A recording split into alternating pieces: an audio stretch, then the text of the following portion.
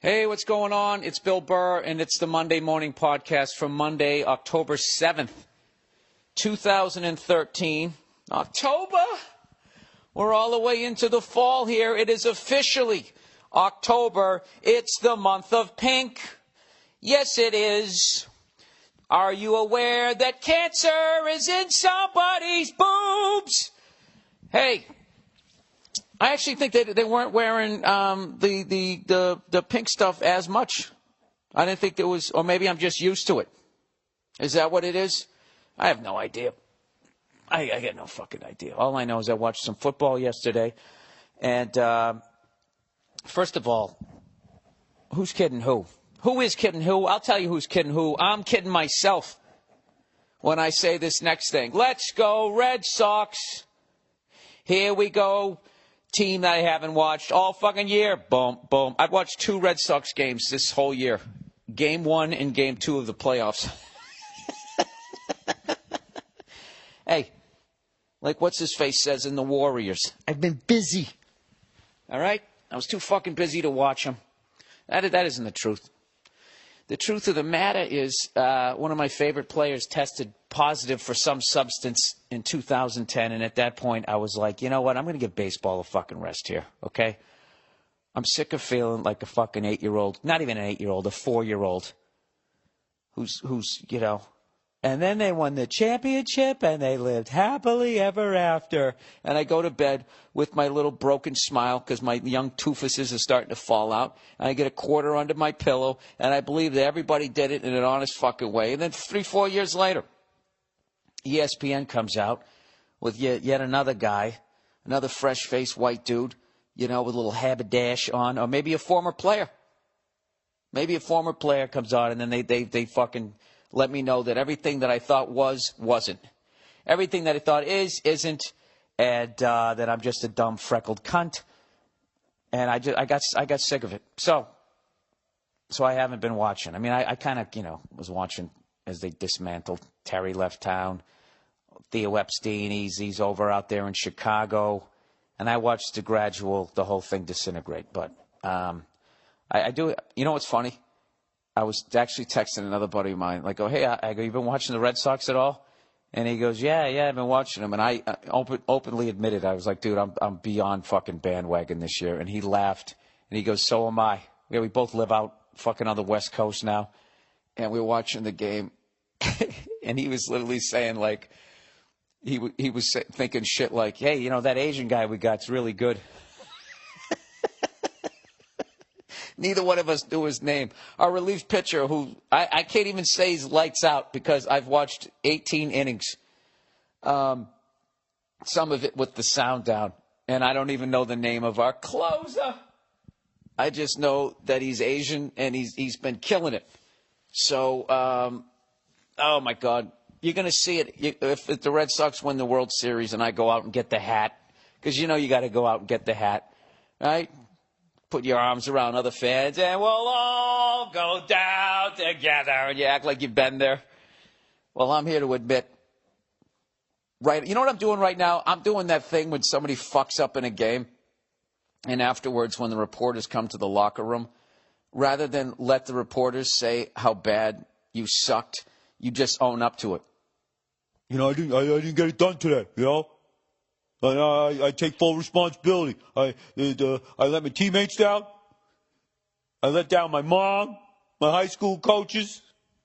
You know, if everybody hates me, I'm going to let you know I hate myself even more than you hate me. Okay?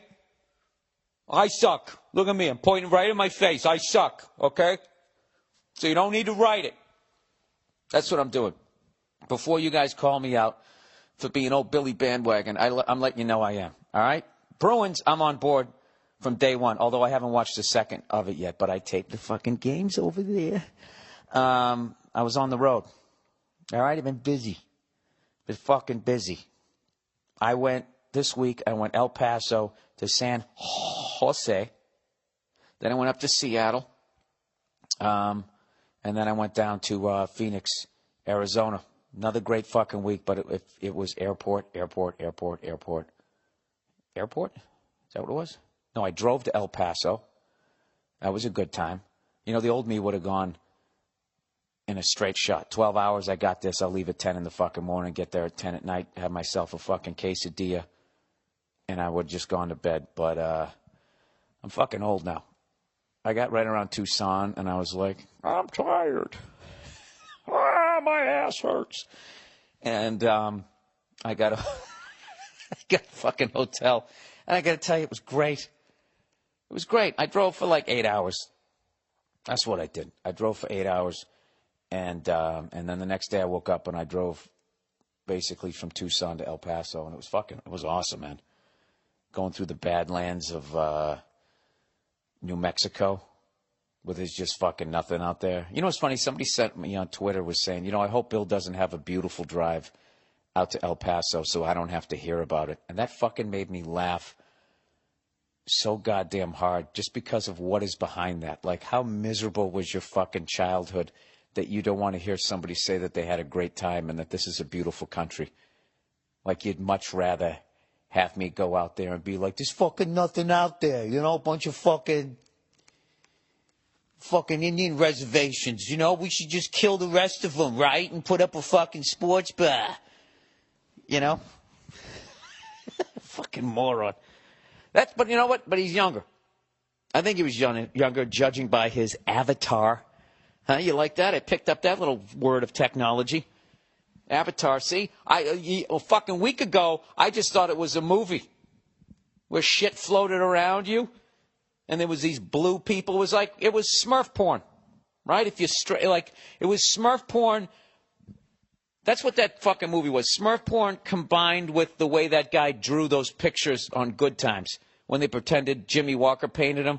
Remember that? They'd have a dude dunking a basketball and his arm would be like extra long. It's combined both of those schools, I feel. And at the end of the day, I don't remember a fucking second of that movie. I just remember somebody had, I just remember didn't everybody have like hair like every cornerback in the NFL? Except it was blue.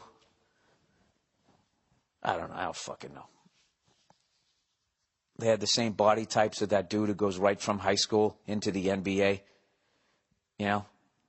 Not quite a boy, not quite a man body, and you're fucking 6'10". Am I thinking of the right fucking movie? Anyways, judging by this kid's avatar, he was young. He was in his 20s. So your 20s is all about taking your childhood out on everyone that you run into. You don't realize that you're doing it. At least this is how my life went. Now, granted, if you had a wonderful childhood, if there was no conflict, I mean, what is a wonderful childhood? What is a wonderful childhood? Whatever. If you had one where people, there's no way to not fuck up your kid. What it really is you're trying to fuck it up the least amount that you can. You're trying to send your kid out into the world with the least amount of fucking issues. So, I don't know. I guess that they could be happy. And then also that you don't have to be sitting in the back of a courtroom in complete denial that, your kid fucked a dog.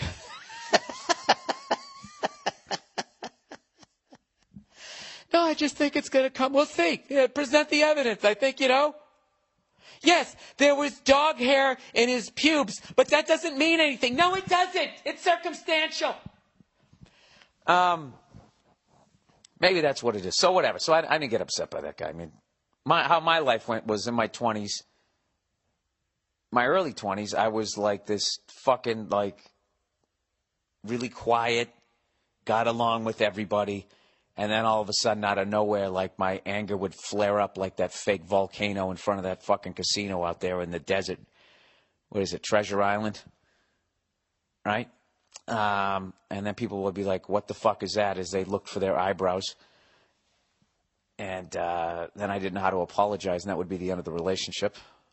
And late 20s sort of came to the surface. 30s, brutal. Came out of the 30s. Right before I hit the ground, I started to pull it up a little bit. Now I'm somewhere in the middle. I'm a fucking mess, everybody. I really am. I don't know why you're listening to this, other than maybe it makes you feel better about yourself. I don't fucking know. Or maybe you just hate your job. Did you guys watch any football yesterday? great games, some great games, and some not so great games. I'll tell you, if you guys taped the Patriots-Bengals game, if you were a fan of ugly, turn away from the TV football, that was an ugly one. And I don't know.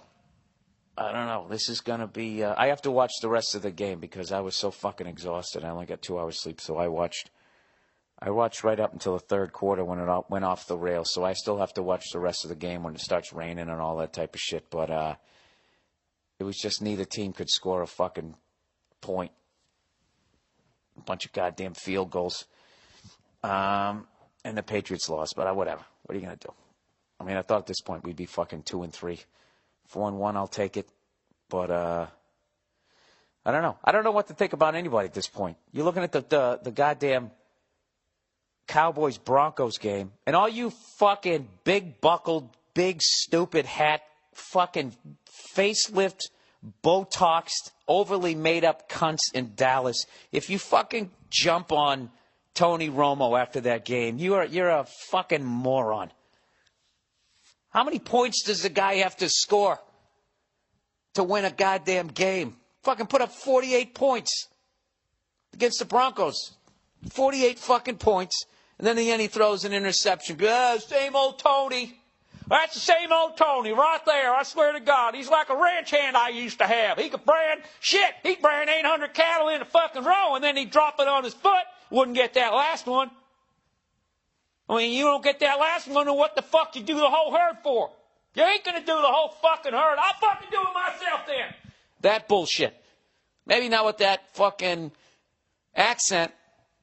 But listen, man, the guy scored 48 fucking points, and his goddamn defense put him in a situation where now he had to go out and score better than 51 just to get a goddamn victory. So, yeah, you got to sling it. And that dude who picked it off was laid out. It was an incredible interception.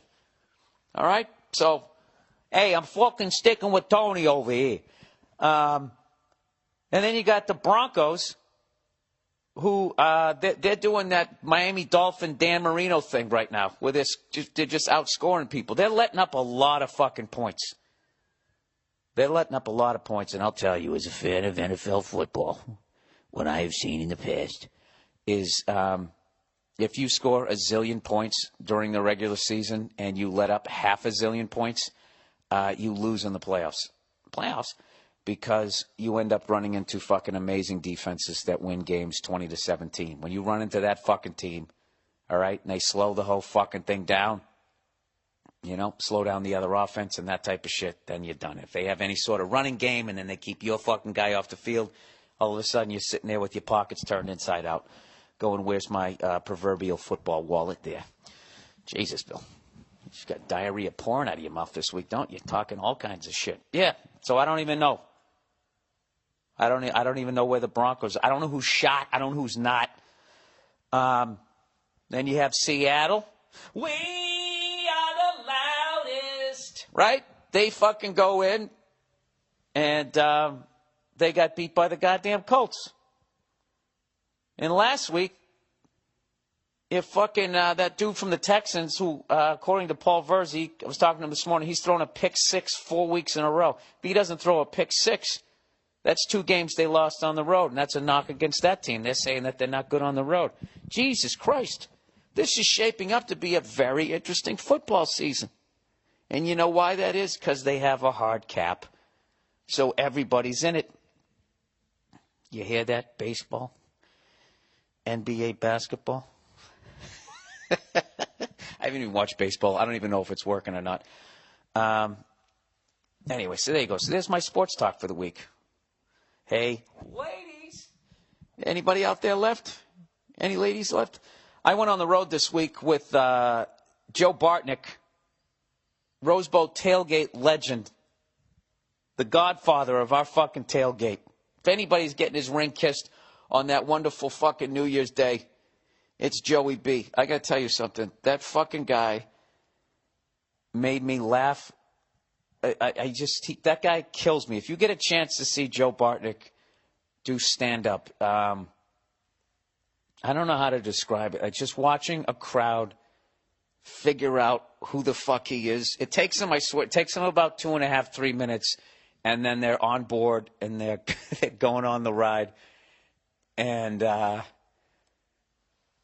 don't know how to tell you what the fuck he was. He went. We were walking through Seattle, and he started talking about homeless people. He had me fucking dying laughing. I'm like, you got to do that tonight. And he tried it out when we were at the beautiful Pageant Theater in Seattle. And by the way, we were both walking around talking about how much we love that fucking city, man. That is an underrated Seattle, Washington, especially if it's sunny out. Sunny, thank you for the shit you took last night. The fuck am I talking about? You know what's crazy about Seattle? Every time I fly in, first of all, usually it's raining and I'm freaking out that we're going to crash. But this time it was sunny.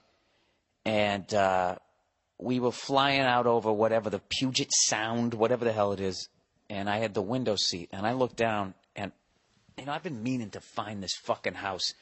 You ever go and you land, you're coming in for a landing and you're looking down over these neighborhoods and it just looks like, you know, the little houses all made out of ticky-tack, that bullshit. And then every once in a while you fly over one of those Illuminati neighborhoods.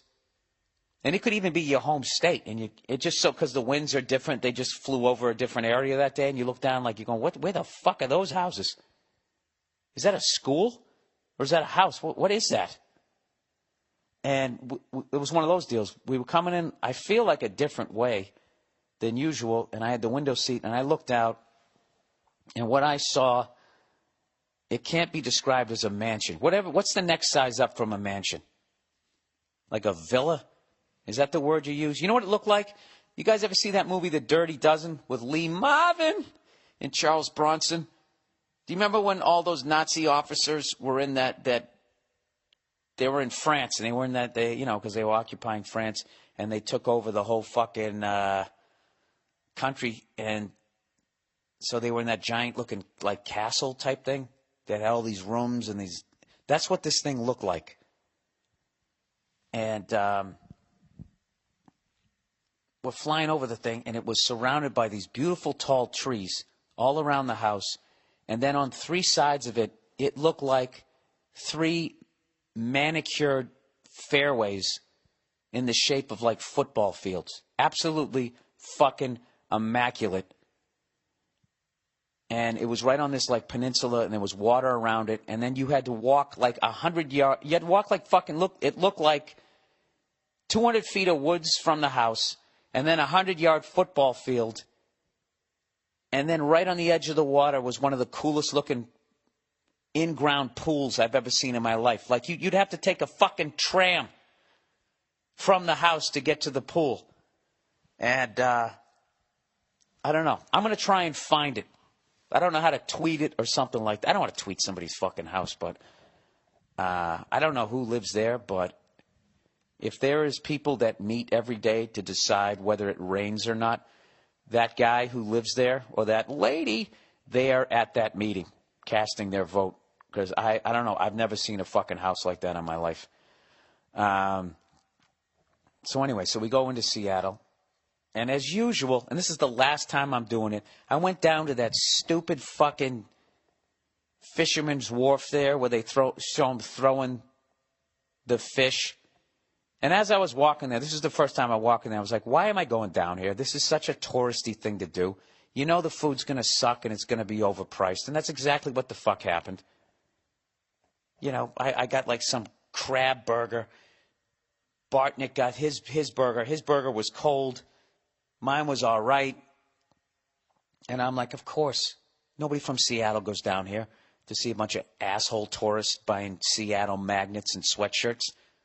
Where the fuck did they go? And I forgot to ask. I don't know. So anyway, so I had a shit sandwich with a side of fries there. So then I went out. I did the show at the Paramount Theater. And it was crazy. Like, the theater was one of these deals where, like, you, I don't know, just the way it was set up. Like, you said the joke, and there was, like, half a second pause, and then you'd hear the laughter coming back to the stage. So it kind of fucked up my timing at first. And everything went great. And in the end, somebody finally yelled Seattle, and I kind of brought up the fact that I had sung "We Are the Loudest" or whatever. I got booed a little bit, but they were cool about it. And I don't know. It was an awesome show. And then I found out that Dave Chappelle was in town right around the corner. So me and Bartnick, like two little schoolgirls, literally ran over to where he was performing and got to watch the last 10 minutes of his set, which, of course, his last 10 minutes crushed anything that I've ever written in my entire career. It was a nice... it was what do you call it? Not eye opener, whatever. Like just the second you think like, hey, I think I'm getting a handle of this. Oh, wait a minute, I still suck. Okay, cool. So it was an awesome night, and then we went to this fucking bar. Chappelle was over at the Moore Theater, which is the one where Eddie Vedder and Pearl Jam made that one where he was in the dirty shorts, right? And he dropped down into the crowd after he stared at him for an uncomfortably long time. So we went to this bar right around the corner, and it just seemed shady the second we walked in. And according to Bartnick, the bouncer said when we walked in after he checked Bartnick's ID, he said, "Good luck." So I proceed to drink way more than I should have. And, the end of the night comes and I'm hungry. So I go up to the front desk, and I'm like, yeah, you guys have room service? They're like, no, they're fucking drunk leprechaun. Here's a pizza menu. Get away from the front desk. You're scaring the ladies. So I vaguely remember this. I went upstairs, and I'm trying to order a pizza. And something in my back of my head goes, you shouldn't be eating like this at this hour. So I call them up, and they were like, thank you for calling Gino's Pizza. Can you hold, please? And, can you hold, please? They don't wait for a response. They immediately put you on hold. They should just say, hey, welcome to fucking Freddy's Pizza. I'm putting you on hold. But they don't. Okay. Welcome to Tony's Pizza. Can you hold, please? And they put me on hold. So I'm sitting there. And I think I actually passed out for a second. And I woke up, and I was still on hold. Or I think I passed out with my eyes open. Like one of those things. I just started thinking about shit, and I forgot what I was doing. And then I was just like, why is one of my ears hotter than the other? Oh, I'm on hold. And I was like, fuck it, let me call back. So I call back again. Hey, welcome to Gino's Pizza. Can you hold, please? Put me on fucking hold again. And as I was like, no, I just want to order a pizza. And they already had me on hold. So I sat there for another fucking couple minutes. My ear's getting hot again. So I hang up. And I don't really remember what I said, but I called them back. And as they're going, hey, welcome to Tony's Pizza, I just start dropping F-bombs. Going, fucking put fucking somebody on fucking hold, you fucking asshole. I just want to order a fucking beef, fucking. I just remember I said fuck like 58 times. And the guy on the other end goes, hey, buddy, you need to relax. And I just kept, it was like I was filibustering with Tourette's. I plowed right through that. Fucking. He just hung up on me and then went over to the bed, probably passed out face down, in the pillow, breathing in carbon dioxide for the rest of the night, and woke up with a brutal hangover as I had to fly to Phoenix the next day. And I had one of those ridiculously smiling like a fucking maniac stewardesses. Like, I don't know what happened. Like, she's still putting on all this makeup to the point she looked like some crazy clown. And she was just like, hey, how are you today? Like adding syllables to fucking one-syllable words. Day-ya! And it was just kind of like, can I get you a drink this morning? Just fucking like, you can see it. Her life was almost over the hill of hope. And she was just going to go, she's just pulling back the throttle, and she's going to go as positive as she possibly can, hoping if she puts this fucking energy out there, something loving is going to come back to her. It was one of the most uncomfortable fucking flights I've ever had, and I was hungover. And the more I was coming at her with my negative energy, like, can you fucking stop smiling at me? All right? I just need some water, right, to get rid of the throbbing in my head. It made her pull back on the stick even more, to the point I think she went into a stall. I don't know. It was one of those deals. I'm sure she was completely normal, and it was just the fact that I was so goddamn drunk that, or so hungover that that her extra bubbly personality was coming across that way. I don't know. Well, as always, I was probably in the wrong, but I'm too immature to admit it. So with that, that's the beginning of the podcast. By the way, you are listening to the Monday Morning Podcast. If you just happen to walk by somebody's earbuds, I do one of these every single week. And if you're probably sitting there going, hey, how do I support this podcast? How can I help out this freckled cunt? How can I do it? This real cunt. How can I not say fuck him and everything that he does? Well, this is what you can do. You can go to the podcast page. You can click on the you go to BillBurr.com. You click on the podcast page, and over on the right, there's a banner for Amazon.com. And if you are thinking of buying anything, if you just go to Amazon through my site, you click on it, you go to Amazon, everything still costs the same.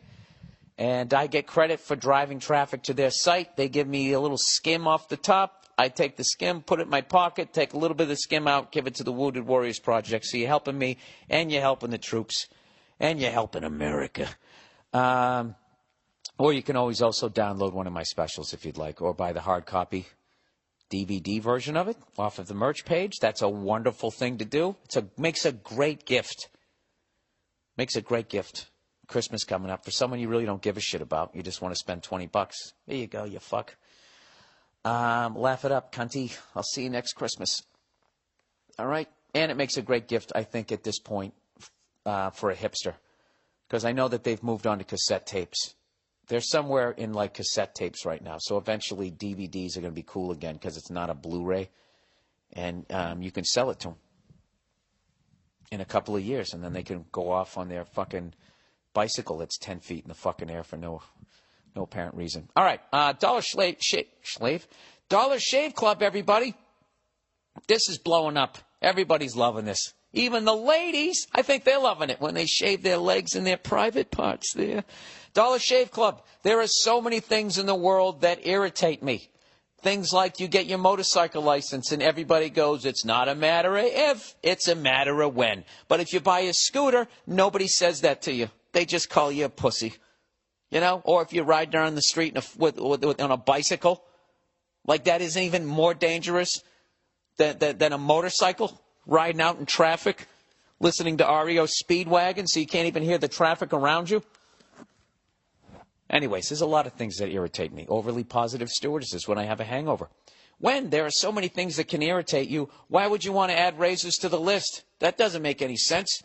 What are you saying, Bill? I'm telling you. Through Dollar Shave Club, it's time to stop milking your razor blade. I know with brand name razors that you're used to paying outrageous prices and exhausting those razors until they start to look like a rusty soda can. Well, guess what? It's time to move on. Dollar Shave Club delivers amazing quality blades to your door for just a few bucks a month. They're cheap and they're sending them right to you. You can be in your damn underwear. Walk up to the door, freak out the FedEx guy, however the hell they send them. And you got a nice smooth shave within 10 minutes of that, depending on your abilities for opening packages. Anyways, let me carry on here. Never think about it again. They send you a pack every month so you can change your blades every week. I love these guys, and your face is going to love them too. They have a new product called a One Wipe Charlie. It's a butt wipe for men, and it's classy. Check out the video for that and sign up for your razors today. Go to dollarshaveclub.com/Burr. That's dollarshaveclub.com/Burr. Or go to BillBurr.com and click on the Dollar Shave Club banner. All right, Hulu Plus, everyone. You've probably tried Hulu.com if you're even remotely informed. If you're in the loop, if you're one of the cool kids, you've probably tried Hulu.com. Well, guess what? Now it's time to try Hulu Plus. You can watch your favorite shows anytime, anywhere. Hulu Plus lets you watch thousands of hit TV shows and a selection of acclaimed movies on your television or on the go with your smartphone or tablet. And it all streams in HD for the best viewing experience possible. With Hulu Plus, you can watch your favorite current TV shows like Saturday Night Live, Community, Family Guy, or maybe Breaking Bad. You can also check out exclusive content, including Hulu originals like The Awesomes, starring SNL's Seth Meyers, and Moon Boy, starring Chris O'Dowd from Bridesmaids. Hulu Plus offers a great selection of acclaimed films for only $7.99 a month. You can stream as many TV shows and movies as you want, wherever you want. Right now, you can try Hulu Plus for 2 weeks when you go to huluplus.com/Bill. That's a special offer for my listeners. Make sure you use huluplus.com/Bill so you get the extended free trial. All right, that's very important. If you want the extended free trial, huluplus.com/Bill. All right? huluplus.com/Bill. Come on, Bill. Do that now or click Hulu Plus banner on the podcast page at BillBurr.com. And lastly, eVoice, everyone. eVoice. All right, you have an idea for a business. You want to get out from underneath the crushing weight of your cubicle. If you're an entrepreneur and a customer calls, do you want to seem like you're in a high-rise window view fancy pants office? Or do you want them to know that you're sitting there in your underwears?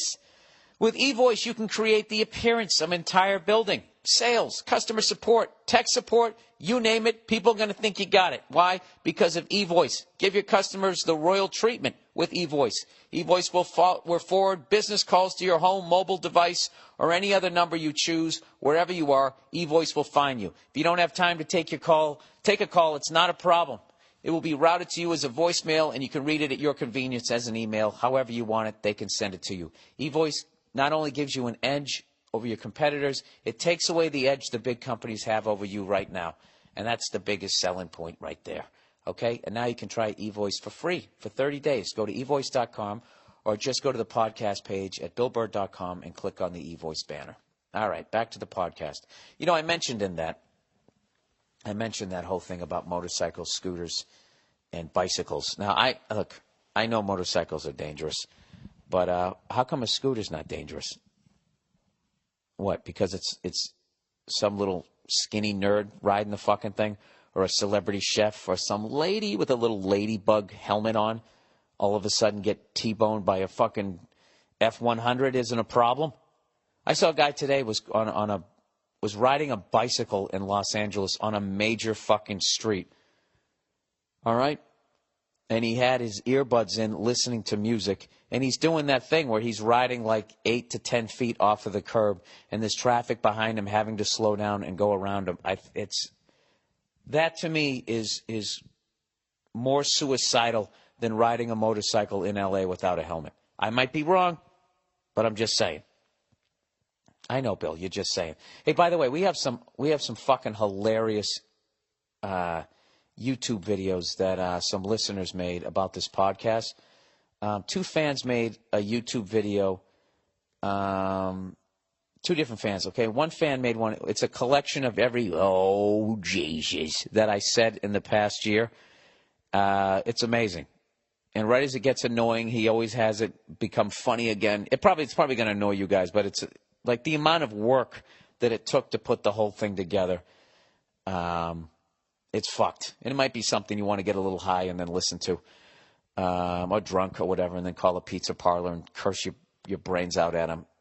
We'll have the link for that one. And the other is text art of basically text and art added to me singing a song. When I sang that song, Do You Know What It Means to Miss New Orleans? They did this really cool thing that once again made me laugh out loud. And I don't laugh about a lot of things. You know why? Because I'm a sad clown.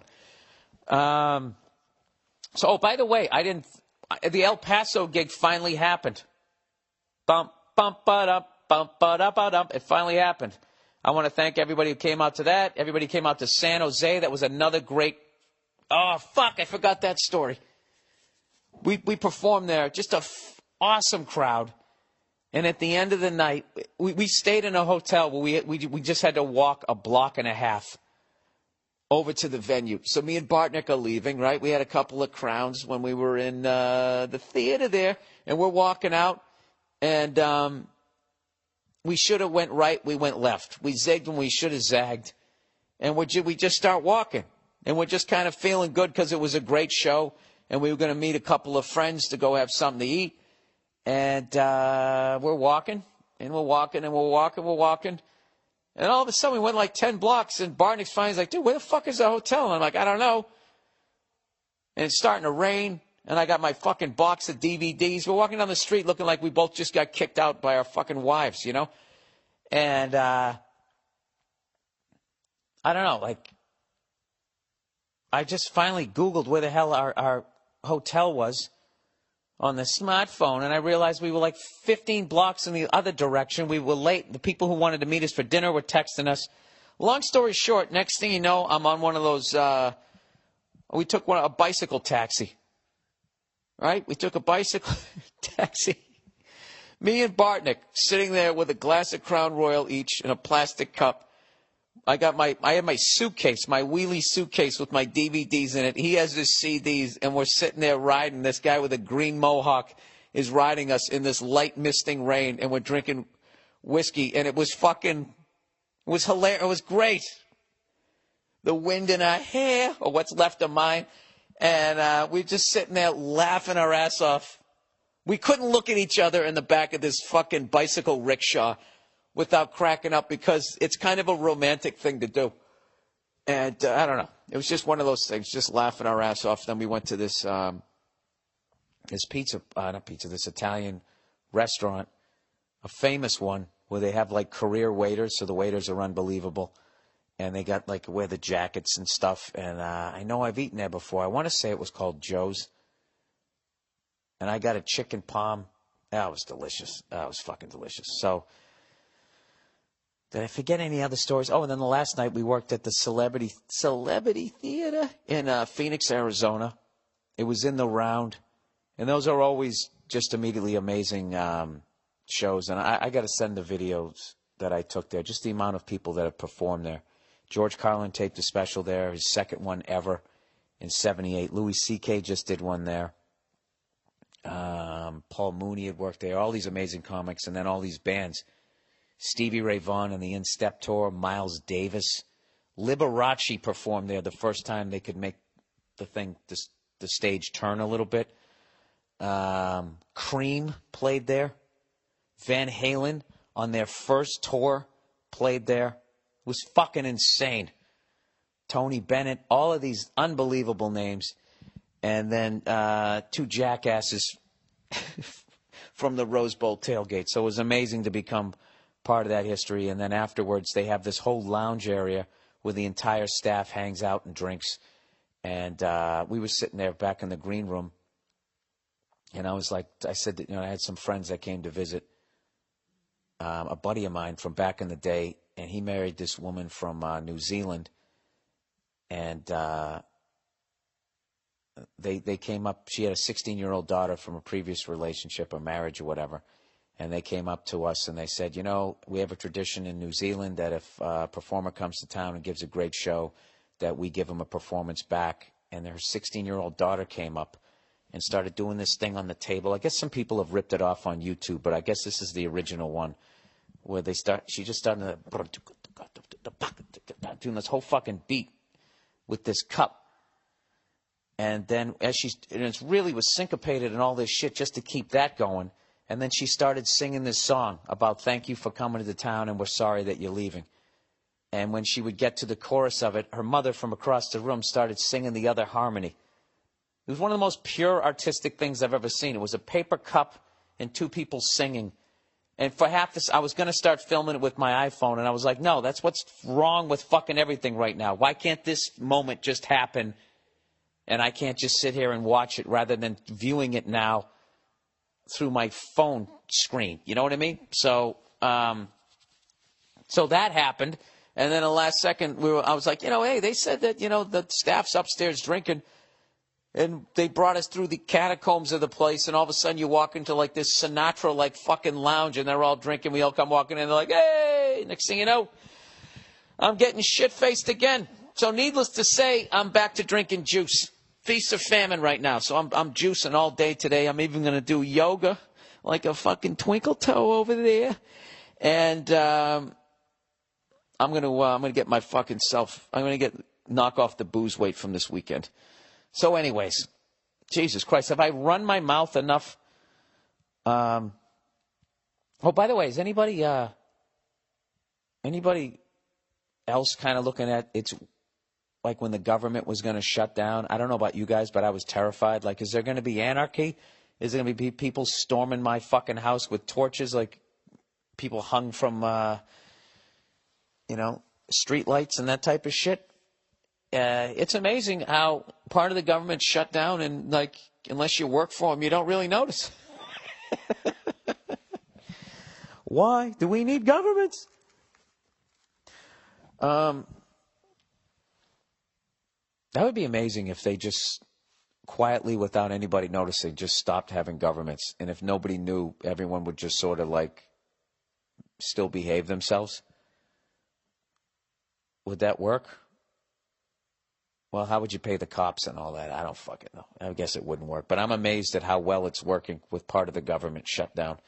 And I actually saw some quote, I heard this woman say on the news that the Federal Reserve is trying to help out with the misbehaving government. And that was one of the fucking funniest things I ever heard. All right, and I'm not getting into all of that shit. All right, you either know about it or you don't. You either agree with it or you don't, and I'm tired of fucking arguing it. All right, one-man thrill ride, everybody. Let's get to the letters for this week. One-man thrill ride. Dear Billenstein's Monster. I don't get that one. Is that Frankenstein's? Billenstein's Monster. Fellow Boston area native and Ric Flair enthusiast. All right, so I love this guy already. You have to check out this video. A guy recorded it before returning to his alma mater to play in the alumni game. It's absolutely electric. There's nothing you can come back with after this. It's perfect. I wish I could hear Patrice's reaction. Go fuck yourself. Oh, I guess that was a YouTube video. Well, Jesus Christ, what a fucking intro that was. I have to watch this. Do I have to watch it live? Good morning. The one-man thrill ride has arrived to the campus of Fitchburg State University to relive his glory days at the 2013 Fitchburg State Baseball University alumni baseball game. I am in the parking lot right now, hammering a bacon, egg, and cheese, hold the cheese, in preparation to go deep with 4 hits and put on a laser show to the likes of which you have never witnessed in your entire life. Now, all right, I got to watch the rest of this. I know it's going to get better. You got to have the visual of it. This guy, this guy's not fucking around. All right, I'm going to watch that. How do you not love sports? I get it. I can understand why you don't love it. You know why you don't love it? Because you sucked at it. But then you're not good at being a superhero either. But how do you get into that? Captain America would totally beat the shit out of the Hulk because he has that little sphere with the star on it. Advice for young marriage. Dear Bill, love your stuff, yada, yada. I'm in a pickle. I married when I was 18 to a 30-year-old woman. Get out. Get out immediately. If you're wired like a man, get out. A woman has more sophisticated wiring than a man. So she can be 12 years younger, all right? I don't know if they're more sophisticated, but different things motivate themselves. What am I saying? Motivate them, all right? They're motivated by different things other than, look at the tits on her. All right. I don't. All right, so when you're 38, she's going to be 50. All right? And you're going to walk into the bedroom. I don't know. That's maybe I'm not mature enough to do that. Why am I superimposing my shit onto your shit? Why don't I just read what the fuck you have to say? I'm sorry. That was a real selfish moment there. All right. This guy's in a pickle. I'm married. He says, I'm married. I married when I was 18 to a 30-year-old woman whom I deeply loved. I didn't get to that point. I'm already telling you to leave. I'm sorry, sir. Anyways, he goes, I had low self-esteem then. I used to play World of Warcraft, be lazy, and have a beard. I am 23 now, and I still love my life, but my life has changed. I'm fit, clean-shaven, and more successful. Therefore, women are showing interest in me at last. My wife is getting older, and I still like her a lot, and find her attractive. But the age gap, coupled with her bad PMS, is starting to affect me. Yeah, and that's not going to get better, sir. And she's still young. I already know where I'm going to go with this. My wife is kind, fun when not having PMS, and a good mother. Oh, you have kids? Wait a second, dude. When I am around hot 18 to 25-year-old women, I feel like I cannot control myself. So far, I have controlled myself, but I feel like I'm fighting a losing battle. What do I do? My wife has seen the conflict within me and sympathizes. She sometimes says that I can have some fun with other women if I tell her first, but I don't know if this is true or is a honey trap. I don't know what that means. My wife is honest, but when emotions get in the way, I don't know how she will behave. Do I secretly cheat when I have a good opportunity to get away with it? Do I talk to her about some freedom? Do I leave her before the time bomb explodes? Or do I knuckle down and masturbate myself into submission, having lower self-esteem and missing out on fun, but being a better husband? Wow, dude. I applaud your honesty.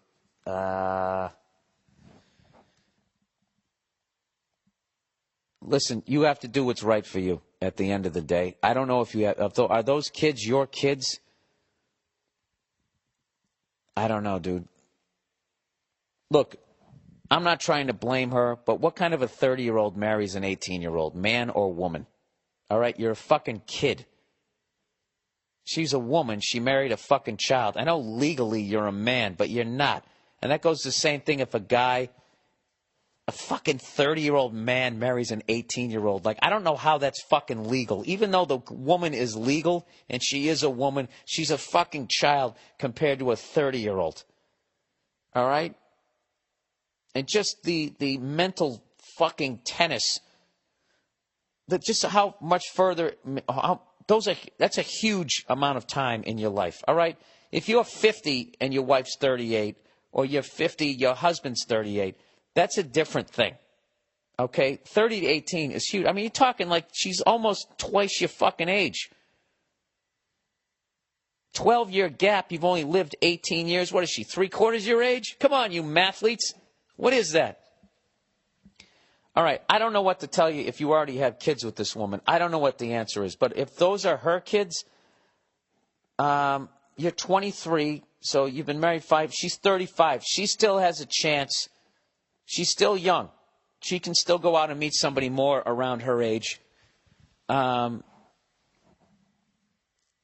Dude, you got married too young. You got married way too fucking young to somebody way too old. That's what I think. That's just what I think.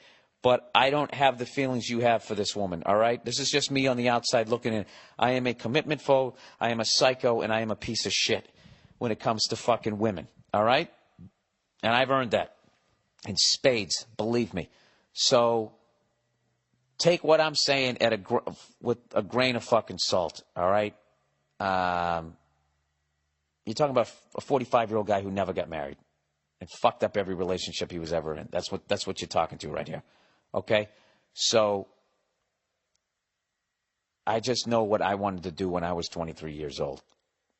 And I was also, man, I mean, like 18 to 23 years old, you're supposed to be out there experiencing being young and all that has to offer. That's what you're supposed to, and discovering about yourself, okay? Now, however, if you married this woman and you had kids with her, you do have a responsibility, and that's a whole other can of worms, and a can of worms that is not in my life yet, so I don't know how to advise you on that. All right? You know, there are some things, you know, some things in life you do miss out on. And sometimes you get this other great thing, but because of that great thing, you don't have enough time to enjoy this other thing. So you might be in that situation. If you have fucking kids, I would say ask somebody else who has kids. Ask somebody else who's in your boat. But look, if those are her kids and you got married at 18 and she's 30 and now you're 23 and she's 35, I don't know what to do. That whole fucking, I don't know what to do. I would say get out. I would say get out. That's what I would say. I guess that's what I am saying, but I don't understand whether you have kids yet. I don't know if you have kids with her, and I don't know how deep is your love for that woman? How deep is your... I don't know, you know. I don't have enough information on that one, sir, but my gut's saying that you should shoving off to Buffalo. I feel, you know what? I feel irresponsible on that one. I don't know that I gave you good advice, sir. I would ask around more. So there's a jump-off point, my ignorant thoughts. All right. Girlfriend wants me to take an STD test. Jesus Christ. That one's coming right out of the gate, huh? How far are we here? All right. Girlfriend wants me, you know what? Before I do that, let me just bang out the last couple advertising. Quit your complaining. I got two more here, right? All right, here we go. LegalZoom, everybody. LegalZoom. A lot of pride comes along with starting your own dream business. But think about the stress you'll feel if you don't take the right steps to legally protect yourself and your business, personal assets, and all that stuff right from the beginning. That's why I recommend LegalZoom.com. During the past 12 years, over 1 million business owners have trusted LegalZoom to help start their businesses. LegalZoom will save you a lot of time and a pile of money on startup costs. Plus, they provide solutions to help you run a successful business. LegalZoom can provide self-help services at your specific directions or connect you with an attorney, but they are not a law firm. Just go to LegalZoom.com today to see what's right for you. Form an LLC, get a DBA, incorporate, or form a nonprofit, all starting at just $99. Plus, you'll save even more when you enter Burr, B-U-R-R, in the referral box at checkout. That's LegalZoom.com, promo code Burr. One more time, LegalZoom.com, promo code Burr. Lastly, Stamps.com. Some small companies think leasing a postage meter is how businesses get postage for their letters and packages, but they don't realize that there's a better way. What is that way? Say it with me, everybody. Stamps.com. Unlike a postage meter, Stamps.com has no hidden fees like a meter ink charger or reset fees. No long-term contracts. No extra hardware to buy or lease. Stamps.com can save you up to 80% compared to a postage meter. Plus, with Stamps.com, you can do more than you can with the meter. Using your existing address book, send tracking information to recipients with the click of a button. The choice is clear. Stamps.com offers more features for a fraction of the cost. You'd have to be a moron not to try it. I use Stamps.com to send out all my DVDs. I never had a problem. I'm an idiot, and I can use it. If I can do it, you can too. Special offer right here. Use my last name, Burr, for a no-risk trial, plus a $110 bonus offer that includes a digital scale and up to $55 free postage. Don't wait. Go to Stamps.com before you do anything else. Click on the microphone at the top of the homepage and type in Burr, B-U-R-R. That's Stamps.com. Enter Burr. Okay, back to the podcast. Girlfriend, lady wants me to take an STD test. Hiya, Bill. All right, right there, I think you're from England. Don't you guys say that over there? Hiya. Oh, by the way, I said Wales, England a year ago, a couple weeks back. They're separate countries. I never knew. I could never. Scotland, its own country. You never, because it's Great Britain.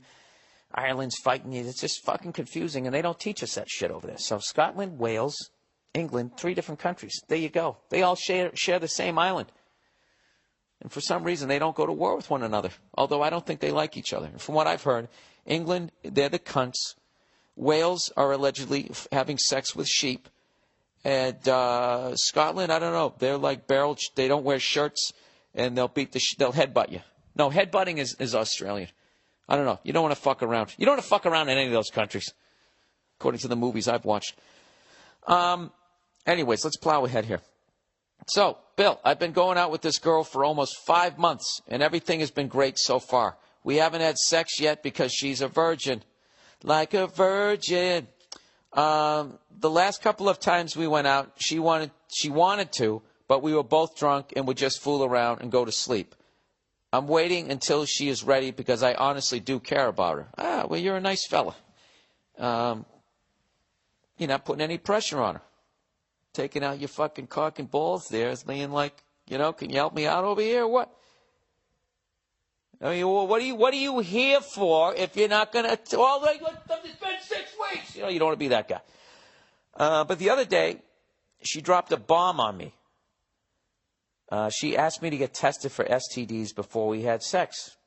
All right, well, that makes sense. If you're going to get into a committed relationship, eventually you want to remove the latex so you can get the whole experience. You want to go on the whole ride. You don't want to stand next to the roller coaster watching it do the loop-de-loops, do you? You want to be on that fucker. Anyways, I have had sex with 7 different girls, and I always used to wear a condom, and I always scrub my dick after. Scrubbing your dick after, I don't think that works. Oh, wait, they tell you to do that, right? I don't know. If you know, if something got in you, it's already in you just because you washed the area where. If you get bit by a rattlesnake and then you wash the cut, does the poison leave your bloodstream? Hi, I'm not a doctor, and I'm putting out weird fucking information. I should shut the fuck up. Anyway, so he washes his dick afterwards, but not his balls. I've been slapping up against it. She said that I could have an STD that doesn't affect guys, but it affects girls. She's talking about HPV. That's what she's saying. He goes, I said that's bullshit and told her I don't want to talk about it anymore. Jesus Christ. You were an enlightened man, and now you went into the caveman area. And you know what? I'm not judging you because we all do it. You were being patient. You weren't pressuring her. You were being a goddamn gentleman. And all of a sudden, out of nowhere, you took off your top hat and you beat her with the cane. Jesus, buddy, what'd you do that for? All right, he goes, I don't know what to do. He's like, I don't have an STD, but there's a little fucking voice in my head saying, well, maybe, should I say fuck it and do the test or not? Thanks, man. Much appreciated. Love your show. All right, you know the deal, sir. Even if you wear a condom, there's a chance that you could have something. And HPV, for the most part, does not show up, I guess, in guys. For what they say, you don't really notice that you have it, but you can give it to women, and it causes them all kinds of problems, which I forget what it does to them, because it doesn't concern me, and I'm a selfish cunt. All right? So this is what I would do, sir. I would just go out. If you really give a shit, go out and get tested. You know what's great about getting tested is when it comes back and you got nothing, you can take those 7 people and clear them off the board. Like murder cases, you know, if you ever watch The Wire, you get to erase them all off, and you don't have that caseload. All right, you can close those cases. They're not cold cases anymore. You understand what I'm saying? You've only had sex with 7 people. According to you, you always wore a condom, and you washed your fucking dick and your balls there. Or not your balls, just your dick. All right?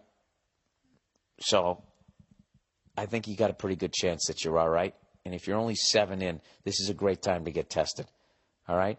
Because then what's great is when it comes back and you're negative, you know what you are then? You're what's known as a red shirt virgin, okay? You're in your sophomore year, but you haven't taken any hits, if you know what I mean, all right? So then that makes you want to be even more careful. Why don't you do this? Just say, listen, I got emotional because I'm afraid that even though I've been careful, I am scared that, yeah, when you have sex with somebody, even when you wear a condom, you can still catch shit. So, tell you what, why don't we both go down and get tested? We'll do it together as a couple. I apologize for acting like a caveman. Will you forgive me? And there you go. Then you both go out, you get tested, you take her out for a little fucking creme brulee or whatever the fuck they like to eat. And then you just sit there waiting. Here comes the river. And hoping the flop, you fucking win the hand. That's all I can tell you, sir. But you know what? Eventually you're going to have to fucking know one way or another. And you're only 7 in. This is a great time before you go down that road and you got 30, 40, 50 under your belt. And you're just, Jesus Christ, thinking all this shit that you did. And you're walking into that office with flop sweat. Okay? You don't want to do it. All right? I think it's a great thing to go out and get tested. And I think your girlfriend's 100% in the right for asking you to do it. I feel like your behavior afterwards was immature but understandable, and you need to make things right. All right? Go do your thing. Man up. Okay. Bully, I can beat up. All right. Well, if there's a bully you can beat up, he's not really a bully. He's just an asshole, right? Hey, Billy boy, I'm a 15-year-old lad from Australia, and here's my problem. There is a complete dickhead at my school that always picks on me, but here's the twist. I could smash the shit out of this prick. I'm 182 centimeters. That's 6 feet tall. 15 years old, 6 feet tall. He goes 74 kilograms. That's 160 pounds for you people keeping score. And every other day, and he's about 5'8" and weighs about 185 pounds. All right, so he's got you by 25 pounds. But you have the reach advantage. This is the tail of the tape here. I love this. You got a 4-inch reach advantage, unless he has those fucking Kevin McHale arms that are almost dragging on the ground. All right, you go, I lift weights every other day, and he's just fat. All right. You're definitely the favorite so far. He goes, but this isn't the biggest reason why I could smash this cunt. I have about 20 years of martial arts experience. Wait a minute. You're 15 years old. How do you have 20 years of experience? Oh, he's going to break it down. I have about 20 years of martial arts experience when you add it all up. I have 7 years in karate, 5 years in Muay Thai. Oh, Jesus, dude. You bring those fucking knees to that fat belly. Oh, my God. Probably got shins like a fucking street pole. Street pole? Stop sign. Whatever the fuck I was trying to say. I pictured a telephone pole and a stop sign made out of metal, and I came up with street pole. Look at that. I'm inventing words here. 7 years of karate, 5 years of Muay Thai, 5 years of Brazilian Jiu-Jitsu. Jesus Christ, standing up, go to the ground. What do you want to do? And 3 years of MMA. He constantly calls me name like gay boy and poof, and he slaps me in the back of the head every day. Dude, you can't have that. This has been happening for like 2 months now, and I haven't fought back because I'm worried about getting in trouble from teachers at my martial arts classes. Any advice is welcome. Thanks for whatever helps you, whatever help you can give me. Go fuck yourself and have a good day. All right, sir. Well, this is the deal. You could if you actually applied what you know, you could seriously hurt this guy. But you do have to defend yourself. So is there a way that the next time he goes to slap you in the head, you can put him in one of those those holds where you're just holding the person's thumb and they're all of a sudden on their tiptoes going, all right, all right, all right, all right, all right. Is there a way to just shoot one across the bow? That's what I'm suggesting. I'm not saying that you fuck this kid up and then ruin your standing with your sifus, your senseis, your pastors, whatever the fuck you call them, down at the dojo.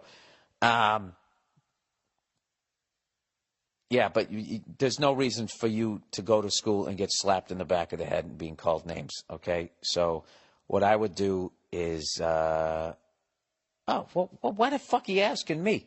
This is what you do. Jesus Christ, here's your solution.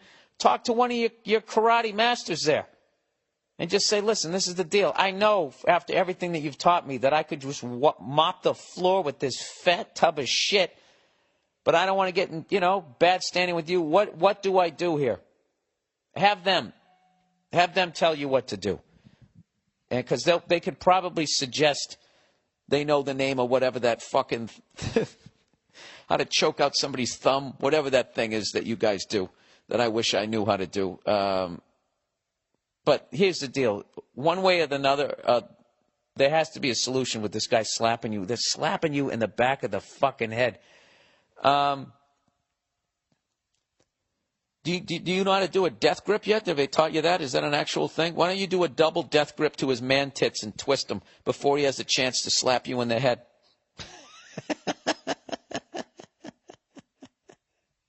Don't listen to anything that I'm going to suggest here. Why don't you take some Twinkies?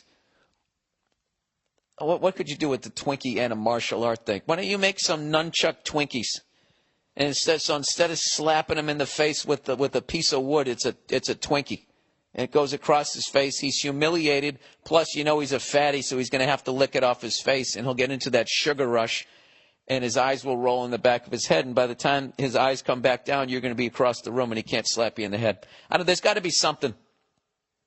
There's got to be something to do. At this point, if you don't want to go physical, I would just go verbal. He's calling you gay boy and poof. Why don't you just talk about his fat tits? Just be really sincere. Just be like, just out of curiosity, how much do your tits weigh? Do you wear a sports bra, or are you going to kind of go with the giant pocket tee?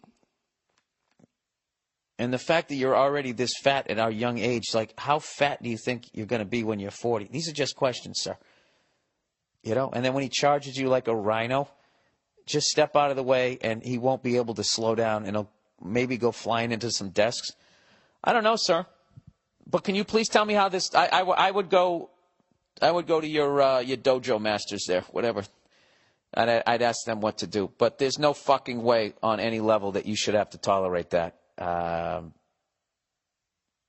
You know, I would do that. Ah, Jesus. Are they going to go even really more mature? Well, I think you should talk to your teachers about it. And then you become the fucking guy who ratted it out. You know, it's like that selection. That's like the solutions they come up to on like The View. You just turn around and you just say, stop doing that. I'm not going to tolerate this. You know, give you like a rape whistle or something. I don't fucking know. I don't know, sir. But please let me know how that works out, because it's bothering me that that dude is doing that to you. All right? I don't like bullies. Jesus Christ, dude. You know what I really want to tell you to do, and I'm not going to. All right. Divorce settlement cheat. Dear Mr. Burr, I call you Mr. Burr because I don't know you personally. Please tell me if I'm a piece of shit for doing what I thought was right. I will give you a quick summary. Fell in love with high school sweetheart. Oh, that's tremendous. Got married. Good for you. Rented a house. Awesome. 10-year relationship. Wonderful. 2 years of marriage. Cool. No kids. All right. Came home to our town after a weekend with my friends in Austin to change locks to our house. Knocked on the door for an hour. Cops called on me. Cops say the woman in the house says we are separated but married, and I have been bothering her by visiting her rented house too much. Oh, my God. When she opened the door, a guy in his boxers and socks came walking down the stairs as the door was opened. I didn't see this coming. Oh, my God. I own a couple pawn shops. My dad left me with one, and then I grew it into multiple locations. I knew the relationship was over, but we weren't divorced yet, and I didn't want her taking half of my shit. So I sold my company locations to my parents for $1 for tax reasons. That sounds like a good move. I then bought back the company for full money in my personal account. We have always had separate accounts. Then I sold the company locations back to my parents for $1. I think somehow got demoted from the new owners. Oh, you left out a word. I think I somehow got demoted from the new owners from owner area supervisor to pawnbroker, which doesn't make much money at all. This took me about 3 months to arrange. That doesn't make sense, dude. Then I sold the company locations back to my parents for $1. So you sold it for $1, you bought it back, and then you sold it again, and you bought it back with your own money. I need to be a lawyer to understand this. And he goes, I think I somehow got demoted from the new owners, from owner area supervisor to pawnbroker, which doesn't make much money at all. This took me about 3 months to arrange all this, so I acted like I was trying to work it out so that she wouldn't want a divorce yet. Needless to say, after it was all said and done, she thought that she was going to get a hefty amount of money, when I actually think it was a pretty fair split. Do you think what I did was fucked up? Also, I kind of found a way around the divorce settlement, which is an old thing you brought up. But still, I'd like your opinion. Okay, a loyal fan who says, fuck those cunts who follow you for 15 years and give up on you. Oh, thank you. No, I think what you did was genius. You know?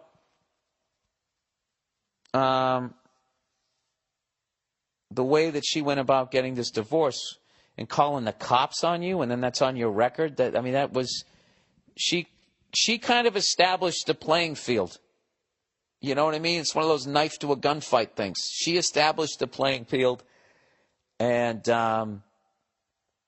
you played the game accordingly. I mean, I think the fact that you guys both, it seems like you got married young.